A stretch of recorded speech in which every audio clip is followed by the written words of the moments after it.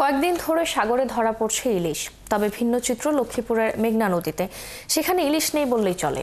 পোয়া আর কয়েক প্রজাতির ছোট মাছ ছাড়া কিছুই উঠছে না জালে। নদীতে ইলিশের চলাচল স্বাভাবিক রাখতে দ্রুত প্রশাসনের কঠোর পদক্ষেপ দাবি করেছেন জেলেরা।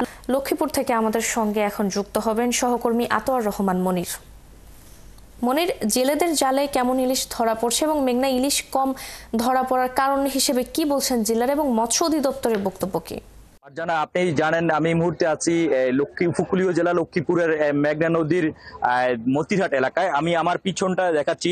ইতিমধ্যে বিভিন্ন জায়গা থেকে জেলেরা এসে সারি সারি নৌকা রেখেছেন এবং তারা কিছুক্ষণের মধ্যেই তারা এই অর্থাৎ মাছ নিয়ে তারা বিক্রির উদ্দেশ্যে আড়তগুলোতে যাবেন।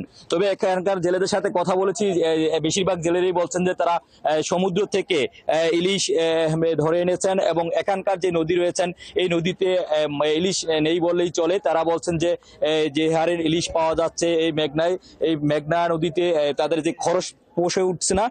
তবে তাদের অভিযোগ দুর্বৃত্তদের নানা তৎপরতা ও নদী দূষণ, চর জেগে ওঠা ও পানির গভীরতা কমে যাওয়ার কারণে ইলিশের স্বাভাবিক চলাচল সেক্ষেত্রে বন্ধ রয়েছে, যার কারণে তারা ঠিকমতো ইলিশ পাচ্ছেন না। তারা খুব কষ্টে জীবন জীবিকা নির্বাহ করছেন।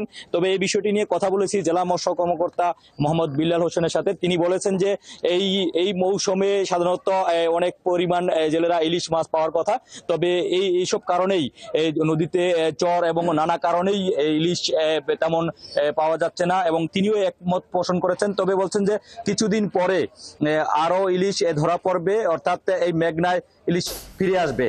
ফারজানা, ধন্যবাদ মনির আমাদের সাথে যুক্ত হওয়ার জন্য। দর্শক, লক্ষ্মীপুর থেকে ইলিশের খবর জানাচ্ছিলেন সহকর্মী আতর রহমান মনির।